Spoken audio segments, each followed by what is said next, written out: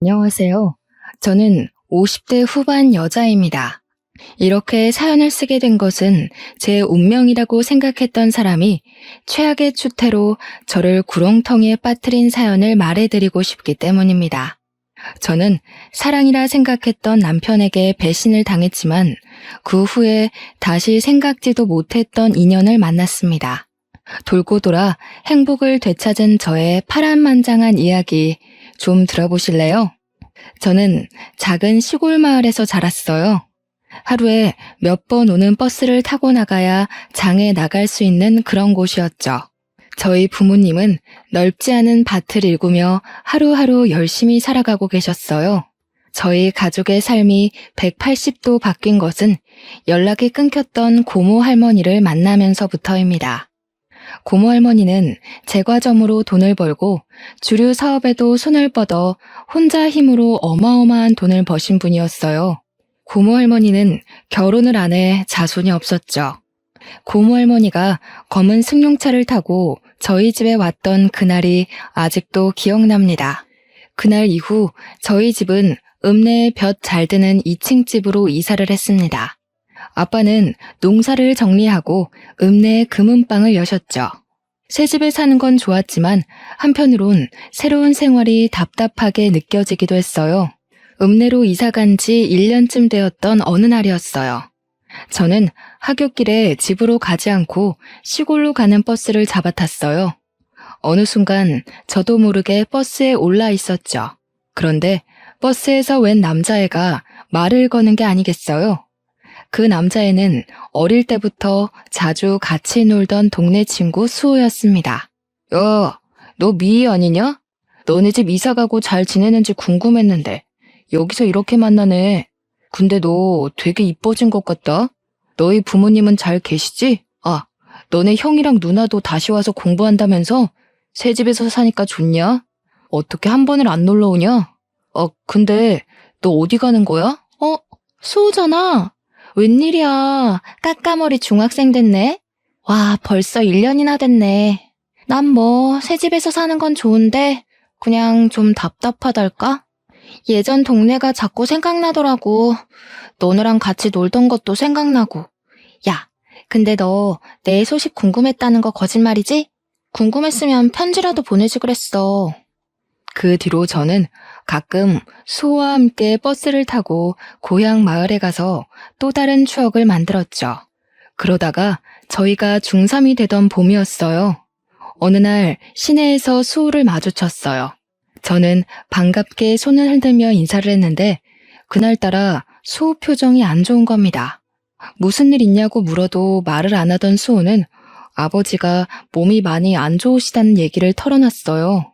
수호네 아버지는 예전부터 기침을 많이 하셨는데 최근 들어 기침이 심해지고 앓아 눕는 날이 많아졌다는 거였습니다. 읍내 병원에 가봤더니 더 큰 병원에 가봐야 할 것 같다고 했다는 거예요. 그런데 집안에 돈이 없으니까 당사자부터가 치료할 의지가 없다는 거였습니다. 저는 그날 처음으로 아빠에게 부탁이란 걸 해봤어요. 수호네 아버지가 많이 아픈 것 같은데 좀 도와줄 수 없겠냐고요. 아버지는 검사를 제대로 받을 수 있는 대학병원을 알아봐 주시고 치료비도 대주셨습니다. 한 동네에서 가족같이 살던 사람들인데 모른 척할 수 없다면서요. 검사 결과는 안타깝게도 폐암이었습니다. 병원 치료에도 별로 차도를 보이지 못했죠. 수호 어깨가 축 처져 있는 걸 보니 마음이 아프더군요. 그렇게 1년이란 시간이 또 흘렀어요. 그런데 어느 날 수호가 저희 학교 앞에 찾아온 게 아니겠어요? 저한테 고맙다는 말을 하는데 웬일인지 애가 입술을 꼭 깨물면서 말하더군요. 미희야, 너한테는 정말 뭐라고 할 말이 없다. 너희 집에 빚진 거 내가 어른 되면 꼭 다 갚아줄게. 우리 가족 도와줘서 정말 고마워. 내가 커서 돈 벌면 꼭 너랑 너희 아버지에게 보답할게. 우리 수연이도 내가 꼭 공부시켜서 너희 가족한테 보답하라고 할 거야. 야, 너는 무슨 말을 그렇게 섭섭하게 하냐? 우리 사이에 빚 같은 게 어딨어. 우리 아빠도 가족이다 생각하고 도와주시는 거라 했으니까 신경 쓰지 말고 아버지 낫게 할 생각이나 해. 네가 그랬잖아. 정신만 똑바로 박혀있으면 못할 일이 없다고. 열심히 노력하면 네 아버지 낫게 할 수 있을 거야. 그러니까 힘내. 저도 눈물이 나는 걸 꼭 참느라 괜히 씩씩한 척 큰 소리를 쳤어요. 수호랑 저는 그렇게 가만히 서서 한참이나 서로를 쳐다보고 있었습니다. 그리고 그 뒤로 저는 다시는 수호를 볼 수 없었어요. 얼마 뒤 토요일에 제가 꽃을 들고 병원에 찾아갔는데 수호 아버지가 보이지 않았어요. 어제 갑자기 퇴원을 했다는 거였습니다. 저는 깜짝 놀라 수호네 집으로 가봤습니다. 불 꺼진 집에는 아무도 없었어요. 그리고 지나가던 동네 어르신에게 수호네 가족이 그동안 여기저기 진 빚을 이기지 못하고 야반 도주를 했다는 사실을 들었어요. 저는 그 자리에서 주저앉고 말았습니다. 시간은 잘도 흘러 저는 고등학생이 되었습니다. 저는 궁금한 것도 하고 싶은 것도 많은 17살이었죠. 고등학교에 들어가 열심히 공부하고 동아리에도 가입해 즐겁게 생활했어요. 문예반 동아리였죠. 제가 전부터 시집 읽는 걸 좋아했거든요. 거기서 좋아하는 남자도 생겼죠. 같은 문예반 활동을 하던 1살 선배였어요. 시도 잘 쓰고 음악에 대해서도 잘 아는 멋쟁이 선배에게 저는 푹 빠졌어요. 어느 날 방과 후에 시집을 보다가 말을 튼 이후로 선배와 저는 급속도로 가까워졌죠. 이 사람이 저랑 결혼까지 해버린 남자입니다. 저희는 수험 기간 동안 서로를 격려하며 건전하게 관계를 이어갔습니다. 그런데 제가 고2였고 선배가 고3이 될 때 선배 아버지가 보증 섰던 것이 잘못되어 선배의 집이 망하고 말았어요.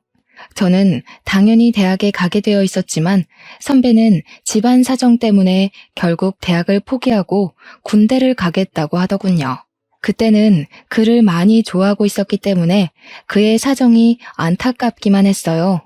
저는 열심히 공부해 서울에 있는 유명 대학 국문과에 입학했고 군대에 있는 남자친구와 연애를 이어갔습니다. 2년 반 동안 매일매일 편지를 쓰다시피 하고 도시락을 싸가지고 다니면서 면회도 갔습니다. 대학교에 가서 멋진 남자들이 들이대도 눈이 돌아가는 게 아니라 대학교도 못 가고 군대에서 고생하는 남자친구가 애달프게만 느껴졌죠. 그러는 동안 아빠는 오래전에 사둔 땅들이 도시개발로 땅값이 올라 더 큰 부자가 되었고 사업을 더 크게 하게 되었습니다. 그렇게 세월이 지나 남자친구가 전역하게 되었어요.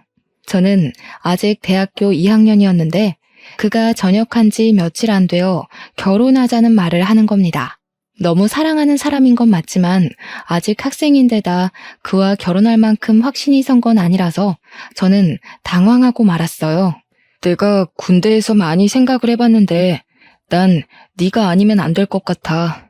너랑 같이 단란한 가정을 꾸미면서 살면 정말 행복할 거란 생각이 드는데 어차피 내 아내는 네가 될 텐데 우리 괜히 시간 끌지 말고 빨리 결혼하는 게 좋지 않을까? 군대에서 무슨 바람이 들었는지 나오자마자 결혼 거리더군요. 2달 동안 얼굴 볼 때마다 나랑 결혼 언제 할래? 이러면서 조르는 거였어요. 솔직히 이제 막 전역했고 직업도 없는데 내가 이 사람과 굳이 결혼을 급하게 할 필요가 있나? 하는 생각이 먼저 들었어요. 그런 생각을 하는 게 미안해서 입 밖으로는 못 꺼냈죠. 그러면서도 헤어지지는 못했습니다. 어느 날 선배와 카페 데이트를 하고 밖으로 나왔는데 저희 엄마에게 딱 걸리고 말았습니다. 엄마가 반찬 가져다 주신다며 자취방에 오셨다가 저희랑 딱 마주치신 거였어요. 이 모든 건 아빠 귀에 들어갔고 아빠로부터 불호령이 떨어졌습니다. 저는 꼼짝없이 선배를 데리고 집으로 갔습니다. 엄마도 그랬지만 선배를 눈앞에서 본 아빠는 더욱 마음에 안 드는 눈치였어요. 평소 사람 좋기로 소문난 아빠가 왜 저러나 싶을 정도로 제 남자친구를 고가운 눈으로 보시더군요. 우리 미희는 어디에나 내놔도 아쉽지 않은 신부감이고 내가 더 훌륭하게 만들 수가 있어. 현실은 현실이라네. 다 큰 처자랑 그만큼 연애했으면 책임을 져야 하는데 자네는 우리 미희를 책임질 능력이 없자는가. 서로 앞길 막지 말고 이쯤에서 헤어지게나. 이런 말 하는 거 고깝게 생각하지 말게. 이렇게 기우는 결혼은 결혼 후가 더 힘들어질 수가 있어. 연애라는 게 누가 반대하면 더 애틋해지는 법이잖아요. 저는 부모님이 그럴수록 선배와 헤어지고 싶지 않다는 마음이 강해졌어요. 자식 이기는 부모 없다고 하죠. 제 쇄고집에 저희 부모님도 두 손 두 발을 다 들어버렸어요. 지금 생각하면 그때 아빠 말을 들었어야 했어요. 문제는 시어머니를 처음 만난 자리에서 이미 시작되었습니다. 졸업반이었던 저는 유명 출판사에 취직이 결정된 상태였고 남편은 배달 일을 하며 근근히 살고 있었어요. 연애는 5년 넘게 했지만 시어머니를 만나는 건 처음이라 엄청 긴장했습니다. 시어머니는 제 얼굴을 보자마자 제 부모님 재산에 대해 주파나를 굴리는 게 뻔한 대사들을 늘어놓더군요. 그 동네가 개발이 되어서 돈푼 깨나 손에 쥔 알부자들이 많기는 하지. 그렇기는 해도 그런 시골에서 돈이 많아봤자 아니겠냐. 아참, 그러고 보니 서울에도 집이 있다지 않았니? 평창동이랬나? 평창동이면 뭐 괜찮지. 너희들 결혼할 때 집 한 채는 넉넉히 해주겠구나. 어이 참 엄마도 그런 말 하지 마시라니까. 평창동 집 얘기는 뭐하러 꺼내세요? 미 아버지가 미를 얼마나 애지중지하시는데 어련히 알아서 해주시려고. 저희는 그냥 때 되면 결혼 준비나 잘하면 돼요. 쓸데없는 말로 초치지 마세요. 솔직히 기분이 너무 안 좋더군요. 아, 시어머니가 보통이 아니구나 하는 생각이 머리를 스쳐 지나갔습니다. 하지만 저는 브레이크 없는 차처럼 멈추지를 못했어요. 제가 그때까지 붙잡아 놓은 걸 놓지 못했죠. 그때 멈추지 못한 게 제 인생의 가장 큰 한이랄까요? 결혼 얘기가 구체화되고 있던 어느 날 남편이 말하더군요. 우리 아빠 회사에 들어가고 싶다고요. 막내딸 사위 체면을 생각하면 당연한 일 아니냐고 당당하게 요구하더군요. 우리 아빠는 말이야, 우리 어릴 때부터 부모는 물고기 잡는 법을 알려줘야지 물고기를 잡아주면 안 된다고 하셨거든. 자식들에게 맹목적으로 퍼주는 분이 아니라고. 그러니까 헛된 기대 갖지 말고 자기 힘으로 자립할 생각을 하라고. 야, 너랑 나 사이에 무슨 그렇게 따지는 게 많아. 내가 나 좋자고 이러는 게 아니라 내가 직업이 번듯해야 너도 어디 가서 꿀리지 않고 서로 좋다는 거잖아. 장인어른이 그렇게 말해도 네가 좀 더 밀어붙여줄 수 있는 건데 왜 그렇게 딱 잘라 말하는데? 그러니까 번듯한 직업 갖고 싶으면 알아서 노력하라고. 나 어디 가서 얼굴 좀 들고 다니게. 내 핑계 대지 말고 솔직히 말해봐. 제대로 된 데 이력서 한번 안 내보고 하늘에서 감이 떨어지기만을 기다리잖아. 결혼 허락도 어렵게 받았는데 괜히 아빠 뿔나서 결혼 뒤집게 만들지 말고. 네가 그렇게 인정머리 없는 앤지 정말 몰랐다. 실망이야. 남편이 하는 말도 기분 상하는데 시어머니까지 전화해서 저를 닥달하더군요. 너는 애가 왜 그렇게 생각이 없니? 네가 결혼할 남편인데 주영이 말 들어보니까 완전 남말하듯 말했더구나. 주영이가 대학 못 간 게 지금도 나는 한이다. 요즘 같은 세상에 대학 못 나오면 무시당하기 십상인데 직업이라도 번듯해야 되지 않겠니? 이제 한 가족인데 주영이가 너희 아버지 회사 들어가면 누이 좋고 매부 좋고 남보기도 좋고 얼마나 좋니? 어머니, 저희 부모님 진짜 어렵게 설득했어요. 저희 아빠 자격 없는 사람한테 회사 안 물려준다고 저희 언니, 오빠한테도 함부로 자리 안 주시는 분이세요. 지금 주영 씨 회사에서 꽂아달라는 말 나오면 무슨 수를 써서라도 결혼 뒤집어 엎으려고 하실 거라고요. 참네. 무슨 놈의 집안이 잘나면 얼마나 잘났다고 그렇게 유세를 떨어? 그래봤자 너희 집도 농사나 짓던 집안 아니냔 말이야. 꼬박꼬박 말대답하는 본세가 싹 수 없는 게 이제 보니 부전여전이구나. 어차피 결혼하는 거 사위한테 폼나게 한 자리 떡 하니 주는 게 사돈되는 예의지. 어디 그래 오만 유세를 부려? 유세를 부리길. 결혼하기도 전부터 골치가 지끈지끈 아팠습니다. 불행 중 다행이랄까요? 아무리 찔러봐도 제가 눈 하나 깜짝하지 않자 결국 남편이 결혼 전에 스스로 취직을 했습니다. 무슨 재주를 부렸는지 건설회사 영업직으로 떡하니 취직을 한 거예요. 직업도 변변찮은 놈이라면서 사위될 사람을 안 좋게 보던 아빠도 남편이 취직을 하자 마음이 좀 풀리신 것 같았습니다. 그래도 어떻게든 좋게 봐주려고 노력을 많이 하신 거였죠. 내가 자네한테 그동안 섭섭하게 군 거 마음에 담아두지 말게. 자네도 가장이 되고 아이가 생기고 나면 알게 될 거야. 내 말이 피가 되고 살이 되는 말이었다는 걸. 쉽게 얻은 건 쉽게 잃게 마련이네. 나는 그런 모래성에 내 딸을 시집 보내고 싶지 않은 거야. 알겠습니다, 장인어른. 그런데 혹시 저희 신혼집은 미희가 아무 말이 없던데? 신혼집은 그래도 해주시는 건가요?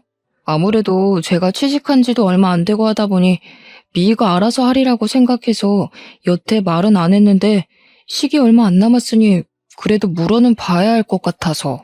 어허, 이 사람 아직도 정신을 못 차렸구먼. 결혼하면서 처가에서 떡이 뚝 떨어지기를 바라는 사람이 어디 있나? 자네가 그러고도 남잔가? 신혼집 얘기 한 번만 더 하면 미희가 죽는다고 나서도 이 결혼 없던 걸로 만들겠네. 아빠는 저를 불러 말씀하셨어요. 미희야, 진짜 이 결혼 해야겠니? 아빠는 진짜 걱정이 태산이다. 저렇게 책임감 없는 놈이랑 결혼해서 네가 혹시나 안 좋은 꼴 당하지는 않을지. 결혼식이 한 달 앞으로 다가온 시점이었죠. 솔직히 말해서 그 시점에서는 청첩장도 다 돌렸겠다. 결혼을 돌린다는 건 있을 수 없는 일처럼 보였어요. 너무 걱정하지 마세요, 아빠. 그 사람 말만 그렇게 하지. 또 자기 할 일 알아서 하는 거 보셨잖아요. 제가 앞으로 그런 생각 못하도록 잘 얘기하고 보필할게요. 원래 그런 사람 아닌데 집안 형편이 갑자기 힘들어져서 그런 거니까 조금만 이해해 주세요. 아직 경험이 적어서 그렇지 지금까지처럼 제가 옆에 있어주면 잘 헤쳐나갈 수 있는 사람이라고 생각해요. 아빠의 걱정스런 얼굴을 뒤로하고 저는 결혼식을 올렸습니다. 신혼생활은 나름대로 즐거웠어요. 시어머니가 틈만 나면 귀따갑게 불평하는 것만 빼면요. 아이고, 어떻게 된 놈의 집안이 예의란 건 밥 말아 처먹었다니? 이게 날로 먹겠다는 거지 뭐야? 딸내미 시집 보내면서 빈손으로 보내는 놈의 집안이 어디 있어? 농사나 짓던 상놈의 자식들이어서 그런가? 우리가 지금 이렇게 없이 산다고 무시하는 거지 뭐야? 내가 이 수모는 죽어도 잊지 않을 테니 두고 봐라.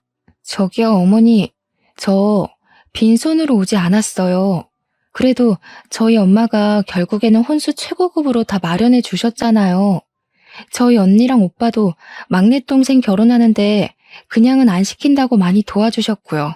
솔직히 둘 다 취직한 지 얼마 되지도 않았는데 저희 형편에 이만큼 하고 사는 것도 감지덕지죠.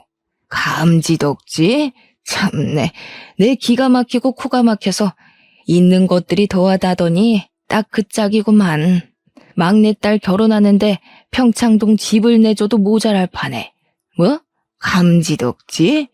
내가 말했지? 사람 무시하지 말라고. 새파랗게 어린 것이 지 아버지 믿고 까부는 모양인데 내가 언젠가 가서 단판을 짓고 만다 이거야. 아니, 저희 집에 뭐 맡겨놓으셨어요? 왜 뭘 받지 못한 걸 그렇게 억울하게 생각하시는지 잘 이해가 안 돼요. 저희 아빠가 누누이 말씀하셨어요. 쉽게 얻은 건 쉽게 잃는다고요. 저는 아빠 말에 공감해요. 젊어서 이만큼 고생하는 거 남들에 비하면 아무것도 아니고요. 잘났다 정말. 그래봤자 너네 집도 시고모인지 뭔지가 돈다발 들고 와서 벼락부자 된 거잖아. 주영이 취직것만 해도 그래. 내가 우리 아들 대학 공부 못 시킨 게 한이 돼서 남들한테 무시 안 당하게 해달라고 그렇게 부탁을 했건만. 내가 우리 아들을 어떻게 키웠는데 니까짓게 돈 좀 있다고 우리 집안을 내 귀한 아들을 이렇게 무시해? 귀에 딱지가 앉을 지경이었지만 나중에는 적당히 무시하는 수밖에 없다는 걸 알았습니다. 그래도 저희는 열심히 일하고 예쁜 아이들도 낳았습니다. 회사를 그만두지 않으려고 애를 썼지만 결국 둘째를 낳을 때가 되었을 때 회사에서 정리해고를 당하고 말았어요. 그래도 그때는 아이 키우는 엄마들이 회사를 그만두는 게 워낙 흔한 일이어서 어쩔 수 없다고 생각했습니다. 아들 하나 딸 하나 이쁘게 기르는 재미, 남편을 내조하는 재미로 살았어요. 그래도 남편이 책임감이 생겼는지 꽤 열심히 일해서 회사에서 제법 높은 자리에 올라갔어요. 그러는 동안 아이들이 무럭무럭 커서 둘째인 딸도 막 성인이 되었습니다. 저와 남편은 40 끝자락이었죠. 시어머니가 좀 잠잠한가 싶었더니 남편이 사고를 치고 말았습니다. 어느 날 남편이 저를 부르더니 하는 말이 글쎄 5억만 해줄 수 없느냐는 거였습니다. 저는 황당해서 입을 떡 벌리고 말았어요. 5억? 5억이 어디 애들 장난이야? 당신 지금 그걸 말이라고 하는 거야? 당신이 도대체 5억이나 되는 돈이 어디에 어떻게 필요한데? 말을 꺼냈으면 똑바로 설명을 해야지. 나 지금 꼭 필요한 데가 있어서 그래. 나 살리는 셈 치고 한 번만 빌려주라. 여태까지 당신 집에서 우리 도와준 거 하나도 없잖아. 솔직히 이게 말이 된다고 생각해? 친구들은 처가가 잘 사니까 우리도 처가 덕보고 돈 걱정 하나도 없이 사는 줄 아는데 나는 허구한 날 돈돈거리면서 살았다고. 우리 집 덕을 하나도 못 봤다고? 좀 잠잠하다 했더니만 덕을 못 보긴 왜 못 봐. 당신 용종 수술할 때 수술비, 준영이 유럽 여행 갈 때 여행비, 이번에 세영이 대학 등록금까지 아빠랑 언니 오빠들이 알게 모르게 다 내주고 있는 건 왜 입을 싹 닦아 왜? 그 정도로는 만족이 안 돼? 결국 큰돈을 뜯어야 속이 시원하다는 거야? 아니 그게 아니고 당신 집이 그렇게 부잔데 나는 돈에 죽고 돈에 울면서 치사하게 살아왔다 이거지.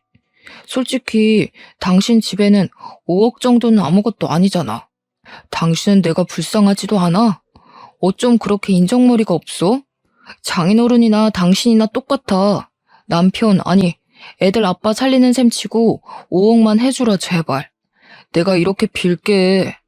남편은 제 앞에서 무릎 꿇고 빌기까지 했어요. 무슨 일인지 모르니 답답해서 미칠 지경이었습니다. 그러던 와중 남편의 가장 친한 친구에게 전화가 와서 알게 됐습니다. 남편이 어마어마한 사고를 쳤다는 걸요. 주영이 그놈 예전부터 좀 허무맹랑한 데가 있었잖아요. 저도 말려봤는데 한탕 하겠다면서 주식에 자꾸만 쏟아붓더라고요. 그러다가 결국 회사 돈에까지 손을 댄 모양이에요.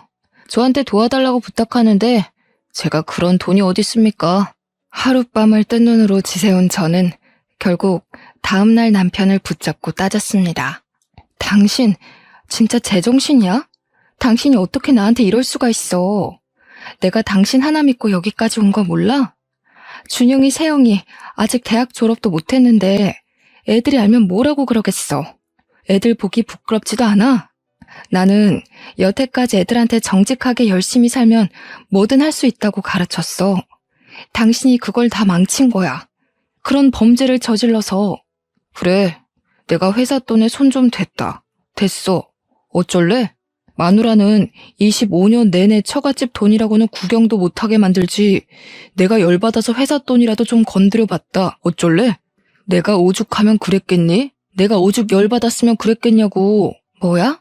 처가 돈 못 뜯어먹는 게 열받아서 회사 돈에 손을 댔다는 거야? 그게 무슨 해괴망측한 논리야. 당신이랑 당신 어머니는 어쩜 그렇게 논리가 한결같이 거지근성이야?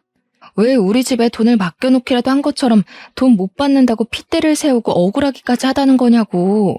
그래, 억울하다 억울해. 내가 너같이 재미없는 여자랑 살면서 처가 독도 하나 못 본 게 아주 억울해서 미칠 지경이다. 난 말이야, 솔직히 네가 처음에만 그러는 거지 시간 지나면 당신이 바뀔 줄 알았어. 부잣집 아가씨니까.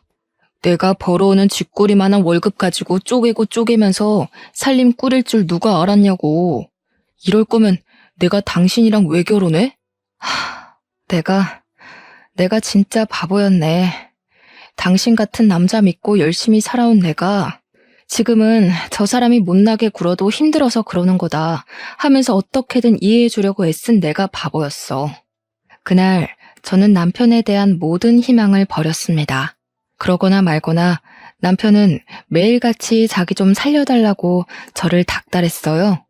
모르는 체 하고 싶었지만 아빠가 감옥이라도 가면 애들이 받게 될 충격이 두려워 결국 아빠에게 도움을 청했습니다. 아빠, 준영이 아빠가 지금 좀 일이 생겼나 봐요.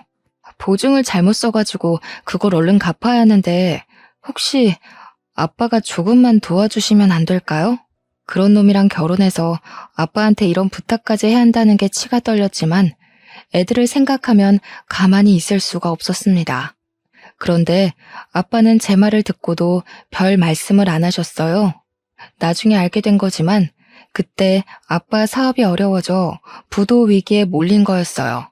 게다가 엄마가 나에게 말을 못 하셨는데 아빠는 가난 말기라는 선고까지 받은 상황이었죠. 그때 아빠 마음이 얼마나 딱하셨을까요? 저는 뒤늦게 그 사실을 알고 아빠를 붙잡고 펑펑 울었습니다. 그리고 남편은 곧 싸늘해졌습니다. 저희 아빠 회사가 어려워졌다는 걸 알게 된 거죠. 그 이유를 곧 알게 됐습니다. 저한테는 말도 안 걸던 사람이 이제는 대놓고 어떤 여자와 통화를 하더군요. 그 여자는 남편이 고객을 접대하려고 자주 데려갔던 룸살롱의 사장이었습니다. 남편이 일 때문에 룸살롱에 드나든다는 건 알고 있었지만 영업하는 사람이니 어쩔 수 없기도 하고 크게 걱정하지는 않았어요. 남편이 자기는 그런 여자들 더럽기만 하다면서 거저 줘도 안 먹으니 걱정 말라고 큰 소리를 쳤거든요. 그런데 알고 보니 남편은 그 더럽다는 여자랑 군대에 있을 때부터 그렇고 그런 사이였던 거였습니다. 이 새벽에 어딜 가서 안 들어오나 하고 베란다로 나가보니 남편이란 작자는 스피커까지 켜놓고 룸살롱 마담이랑 통화하고 있었습니다. 저는 조용히 휴대폰 녹음기를 켜서 그 통화를 녹음했어요. 혜은아, 나는 진짜 너밖에 없어. 마누라는 아무짝에도 쓸모가 없어. 내 사랑은 25년 전이나 지금이나 한결같이 너밖에 없다는 거 알지? 이렇게 아무것도 못 뜯어낼 줄 알았으면 처음부터 그냥 너랑 결혼할 걸 그랬어. 나 이제 진짜 더 이상 그 여자랑 살 이유 없어. 계획은 다 틀어졌지만 이제 상관없어. 얼른 이혼하고 너랑 같이 살 거야. 남편이 그 여자랑 하는 말을 들으니 온몸에 소름이 돋았어요. 귓가가 윙윙거리고 그 자리에서 쓰러질 것만 같았지만 무슨 말을 하는지 제 귀로 똑똑히 들어야 했습니다. 알고 보니 군대 갔다 와서 저한테 들이댄 것도 저한테 콩고물이라도 얻어서 그 여자한테 갖다 바치려고 그런 거였더군요. 뜯어낼 거 다 뜯어내서 그 여자에게 새 장가들 심산이었던 거였습니다. 아니, 그 여자는 자기 남편이 감옥 가게 생겼다는데도 아무것도 안 해준다는 거야? 나 같으면 내 장기를 팔아서라도 어떻게든 돈을 마련해주겠다. 자기는 어떻게 그런 여자랑 25년이나 살았어? 그러게나 말이야. 그 옆엔 내가 다른 건 몰라도 애들을 끔찍하게 생각하는 사람이니 애들 아빠가 감옥 가게 생겼다고 하면 아빠를 팔아서라도 뭐라도 해줄 줄 알았지. 괜히 거짓말해준 홍석이한테만 미안하게 됐지 뭐야. 하여튼 그 옆엔 애도 독한 여자라니까. 아, 됐어. 자기, 나 돈 많이 버는 거 몰라? 5억? 그까짓 돈 나 하룻밤에도 버는 사람이야. 그 옆에 애랑은 차원이 다르다고. 자기 하나 정도 책임지는 거 일도 아니니까 걱정 말고 나한테 와. 이제 나도 자기랑 좀 편하게 쉬고 싶네. 역시 능력 있는 여자가 좋구먼. 집에서 바가지 긁을 줄이나 아는 옆에 애랑은 차원이 다르지 그럼. 거리 우먼이 최고라니까. 내가 처음부터 알아봤어야 하는 건데. 다음날 아침 저는 뻔뻔하게 식탁 앞에 앉은 남편에게 밥 대신 어젯밤 통화의 녹음을 틀어줬습니다. 독한 년, 네가 그딴 식으로 하니까 너한테 정을 줄래도 줄 수가 없는 거야. 치가 떨리는 년. 더 이상 내려갈 바닥도 없었습니다. 그래도 아이들 아빠에게 그때까지도 저는 끝장을 보고 싶지는 않았어요. 고민하다 시어머니를 찾아갔습니다. 당신 아들의 쓰레기 짓을 밝힐 생각이었습니다. 그런데 시어머니가 자기가 먼저 선수를 치는 게 아니겠어요? 너희 집 망했다면서? 그렇게 유세 부리더니 꼴 좋지 뭐야. 내 그럴 줄 알았다니까. 우리 아들 도와주지도 못하는 며느리는 이제 필요 없다 이거야. 솔직히 너한테 볼 게 돈 많은 친정밖에 더 있었니? 우리 주영이는 훨씬 더 능력 있는 여자 만날 수 있다고 내가 누누이 말했지? 능력 있는 새며느리 들어오면 나야 좋지. 당신 아들이 그래요? 능력 있는 여자 새로 만날 거라고? 그래. 능력 있는 커리어우먼 만난다길래 내가 그러라 그랬다. 진즉에 그랬어야지. 인생에 하등도 만들고 툭하면 바가지나 긁는 옆에 내를 뭐 좋다고 수십 년이나 데리고 살아? 지네 돈은 지네 돈이라고 움켜쥐고 한 푼도 안 주려고 부들부들 떨더니 잘 됐지 뭐. 이제 서로 갈 길 가면 되는 거 아니냐? 그 여자가 커리어우먼이라고요? 어머니, 그 여자 무슨 일 하는지 몰라서 그러시는 거죠?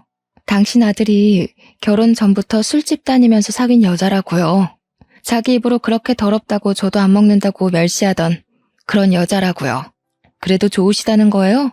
진짜 애들 아빠가 그런 여자랑 붙어 먹어도 괜찮으시냐고요. 아이고 참네. 요즘 같은 세상에 직업의 귀천이 어디 있나. 개같이 벌어서 정승같이 쓴다는 말이 괜히 있는지 알아? 그리고 너 그거 아니? 주영이 회사에 넣어준 것도 그 여자가 해준 거. 너는 아무리 부탁해도 안 들어준 걸 그 여자는 한 방에 해결해준 거란다. 이제 무슨 말인지 알겠지? 알아들었으면 내 아들 앞길 막지 말고 썩 꺼지거라. 남편이 룸살롱 마담이랑 그렇고 그런 사이란 걸 안 순간부터 저한테 돈 뜯어내려고 그런 거짓말까지 꾸며냈다는 걸 알았을 때도 저는 어떻게든 이성을 잃지 않으려고 노력했습니다. 저는 엄마이고 저에게는 지켜야 할 가정이 있으니까요. 하지만 시어머니가 뱉어내는 천박한 말들을 듣고 있자니 인간적인 선을 넘지 않으려고 저 혼자 아무리 발버둥 쳐봐야 될 일이 아니라는 걸 깨달을 수밖에 없었습니다. 시어머니는 다 알고 있었던 거예요. 남편이 결혼 전부터 바람 피운 것부터 돈 뜯어내서 세장가 가려고 저랑 결혼한 것까지 그 어머니의 그 아들이라고 부끄러운지도 모르고 모든 걸 제 탓으로 돌리고 있더군요. 아픈 아빠한테는 사실대로 말할 수가 없었어요. 엄마에겐 말할 수밖에 없었지만 병원에 있는 아빠 모르게 이혼 소송을 준비했습니다. 김서방은 왜 안 오냐면서 할 말이 있다고 남편을 찾는 아빠 때문에 저는 입술을 깨물며 눈물을 참아야 했습니다. 그래도 이혼 소송은 제대로 진행되고 있었어요. 저를 우습게 여긴 남편이 조심성 없이 상간녀랑 통화한 덕에 남편 귀책 사유로 이혼 소송을 했죠. 아이들에겐 미안했지만 아이들을 위해서라도 그런 사람과는 연을 끊어야 했어요. 애들이 성인이긴 해도 아직 어렸지만 숨기려 해봤자 더 상처만 받을 것 같아 억지로 숨기려 하지는 않았습니다. 예상대로 아이들은 크게 놀라고 상처를 받았지만 그래도 상황을 냉정하게 파악하고 제 편을 들어주더군요. 아빠는 결국 돌아가셨습니다. 저는 모든 걸 잃은 기분이었어요. 아빠의 장례식 날 예전에 알던 어른들이 많이 찾아오셨어요. 다들 아빠는 정말 좋은 분이었으니 좋은 곳으로 가셨을 거라고 저를 위로해 주셨습니다. 그리고 장례식 둘째 날 어떤 남자가 쭈뼛거리며 장례식장으로 들어서더군요. 저는 누군지 얼른 생각이 나질 않아 인사만 드리고 가만히 서 있었습니다. 그런데 그 남자가 저를 울리더니 그대로 엎드려 큰 소리로 우는 게 아니겠어요? 아버님, 저 왔어요. 저 수호예요, 아버님. 너무 늦게 와서 죄송해요. 진작에 왔어야 하는데 저희 아빠 살려주시려고 그렇게 애를 쓰셨는데 저희가 말도 못하고 그렇게 가버려서 아버님 죄송합니다. 용서해 주세요. 저는 깜짝 놀라 남자의 얼굴을 쳐다봤습니다. 과연 까까머리 중학생일 때 봤던 수호의 앳된 얼굴이 그 남자 얼굴에 남아 있었습니다. 그동안 수호는 저희 집에 진 빚을 갚고 싶어서 열심히 노력했다고 했어요. 대학은 못 갔지만 공무원 시험을 봐서 20년 넘게 공무원으로 근무했다고 했습니다. 조금 살만해져서 이제는 아버님을 한번 찾아가 봐야지 했는데 하필이면 그때 사기를 당했어. 공무원 수입이야 뻔하잖니. 마음의 빚을 갚고 싶다는 생각을 평생 갖고 살았던 게 어리석은 선택으로 이어진 거야. 너무 힘들었어. 그래도 아버님 이렇게 돌아가실 줄 알았으면 그때라도 와봤어야 하는 건데 내가 또 평생 못 갚을 빚을 지고 말았구나. 에이, 수호야. 그건 가족처럼 생각해서 도와준 거니까 빚이라 생각 안 해도 된다고 아빠가 그러셨는데 평생 담고 있었다니. 너희 그렇게 가고 어떻게 지내는지 너무 걱정되고 궁금했는데 또 그런 일 당했다니 마음이 안 좋네. 그래도 여기까지 와줘서 고마워. 아빠도 가시면서 네 얼굴 볼 수 있어서 기뻐하실 거야. 그래도 그게 꼭 나쁜 일만은 아니었던 게 사기당하고 나서 퇴직하고 퇴직금으로 장사를 시작했거든. 심기일전해서 죽기 살기로 했더니 장사가 엄청 잘 되어가지고 지금은 빚도 다 갚고 얼마 전엔 제법 높은 건물도 하나 샀잖니. 이제라도 너희 가족한테 받은 거 돌려주려 했는데 너무 늦어버렸지만 너한테라도 오늘 갚고 싶다, 미희야. 수호는 저희 집 사정이 안 좋아진 데다 제가 남편에게 배신당해 이혼한 걸 알고는 무척 가슴 아파했습니다. 한사코 거절해도 그때 받은 걸 갚고 싶다면서 저한테 선물을 줘야겠다고 했어요. 그렇게 수호가 저에게 준 선물은 옛날에 아빠가 금은방을 하던 바로 그 건물이었습니다. 진짜 이렇게까지 안 해도 되는데 수호야, 이 은혜를 어떻게 갚지? 너는 평생 마음의 빚을 안고 살았다면서 나한테 똑같이 빚을 안겨주는구나. 너야말로 빚이라고 생각하지 마. 너희 가족한테 받은 거 생각하면 이것도 아무것도 아니야. 마음 같아선 더 큰 건물 주고 싶다고 그때 우리 아빠 아프고 나서 자꾸 빚만 늘어가지. 빚쟁이들이 틈만 나면 집에 들이닥쳐서 협박하지. 진짜 죽을 맛이었거든. 다른 이웃들은 다 돈 못 돌려받을까봐 눈이 퍼렇게 변해가는데 너희 아버지만 돈 안 갚아도 된다고 다독여주시고 우리 집에 쌀도 갖다 주시고 그랬어. 우리 아빠가 그랬다고? 나는 몰랐는데. 난 너희 집 그렇게까지 힘든 것도 모르고. 너까지 동정했으면 내가 오히려 힘들었을 거야. 아저씨가 몰래 도와주신 거야. 솔직히 나 그 뒤로 너희 아빠 덕에 똑바로 살 수 있었어. 우리 아빠 돌아가시고 한동안 방황했거든. 아저씨가 아무리 어려운 상황이라도 정신만 똑바로 박혀있으면 뭐든 할 수 있다고 늘 그러셨거든. 살면서 힘들 때면 그 말 붙잡고 일어났어, 나. 참 놀라운 일이었습니다. 아빠가 몇십 년 전에 수호에게 해줬다는 그 말은 시간을 돌고 돌아 아빠를 잃고 주저앉은 저에게도 힘이 되었어요. 저는 다시 힘을 내어 아빠가 금은방을 했던 그 자리에 식당을 열었습니다. 다행히 식당은 잘 되었습니다. 입소문을 타서 몇 달 만에 줄을 서서 먹을 만큼 손님이 많았어요. 2년도 안 되어 옆 동네에 체인이 생겼고 제 힘으로 아파트를 살 수 있을 만큼 돈을 벌었어요. 무엇보다 좋은 건 저한테 사업 수완이 있다는 걸 알게 된 거였습니다. 식당이 자리를 잡기 시작하자 저는 어느 지역에 가면 이 지역에는 어떤 사업이 필요하다는 게 그림처럼 그려졌어요. 그 뒤로 여기저기 여행을 다니며 사업 영감을 받은 덕에 지금은 전국 5개 도시에 식당을 갖게 되었습니다. 저희 고모할머니처럼 저도 제 손으로 사업을 해서 자수성가를 하게 됐습니다. 여행을 많이 다니게 된 것도 사실은 수호 덕이었어요. 알고 보니 수호도 사기당했을 때 아내가 바람나서 애들까지 버리고 집을 나가버렸다지 뭡니까. 동병상련 같은 처지였어요. 수호와는 자주 만나며 서로의 상처를 보듬고 용기를 북돋워주며 옛 추억도 되새기는 사이가 됐죠. 어느 날 수호가 말했습니다. 미희야, 너한테 이런 말하는 거 너무 쑥스럽기는 한데 나 사실은 예전에 너 좋아했다? 그거 몰랐지? 우리가 그때는 아무것도 몰라서 이렇게 많은 시간을 보내고서야 만나게 됐지만 나는 너랑 있으면 어릴 때로 돌아간 것 같이 편하고 좋아. 너만 괜찮으면 우리 남은 인생 서로 보듬으며 함께 하면 어떨까 싶은데. 저도 사실 수호랑 있으면 어린아이가 된 것처럼 마음이 편해졌거든요. 저에게 힘이 되어주고 제 아픔에 더 아파해주는 수호의 손을 기꺼이 잡았습니다. 각자 사업도 꽤 안정이 되었겠다. 아이들도 다 커서 취직했겠다. 저희는 시간 날 때마다 여행을 다니며 여생을 즐기기로 한 거죠.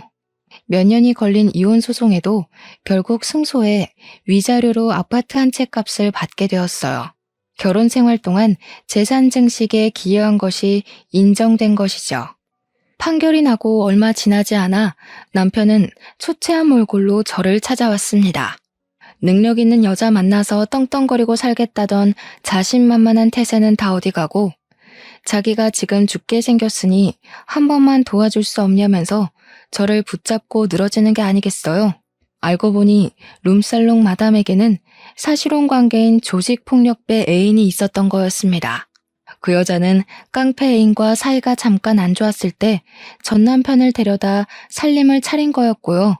잘못 걸려도 한참 잘못 걸린 거죠. 이 사실을 안 깡패 애인은 노발대발해서 전 남편을 끌고 갔습니다. 실컷 얻어맞은 전 남편은 자기가 잘못한 거 돈으로 갚을 테니 목숨만 살려달라고 빌어 거래 아닌 거래에 지장을 찍었다는 겁니다. 능력 있는 여자 만나서 5억쯤은 별거 아니라더니 그 여자 때문에 그보다 훨씬 더 큰 빚을 지게 된 거였어요. 정말이지 내가 저런 어처구니 없는 남자랑 살았구나 하는 생각이 다시금 들지 않을 수 없었습니다.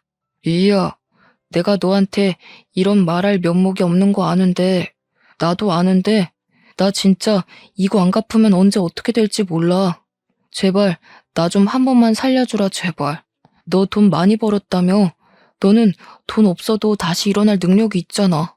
나는 솔직히 이제 아무것도 없어. 애들 아빠 살리는 셈 치고 아직도 더러운 입으로 애들 우는할 힘이 남은 걸 보니 당신은 아직도 멀었네. 준영이랑 세영이가 그러더라. 아빠도 아빠 같아야 아빠지. 엄마 속여먹고 등쳐먹은 더러운 인간은 아빠가 아니라고. 요즘 애들은 부모라고 무조건 편들어주고 그러지 않아. 내가 그러지 말라고 해도 아빠랑 영 끊자고 자기들이 먼저 그러더라.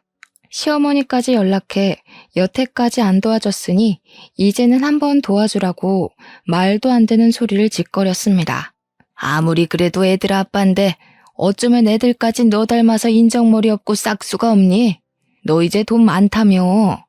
지금껏 못 쌓은 덕 쌓는 셈 치고 애들 아빠 한 번만 도와줘라. 걔가 그 나이에 무슨 재주로 그 큰 돈을 만드니? 어머니, 전 그 사람이 못나게 굴어도 전 상황이 어려워서 그런 거려니 조금 있으면 괜찮아지겠거니 했어요. 그런데 아니더라고요.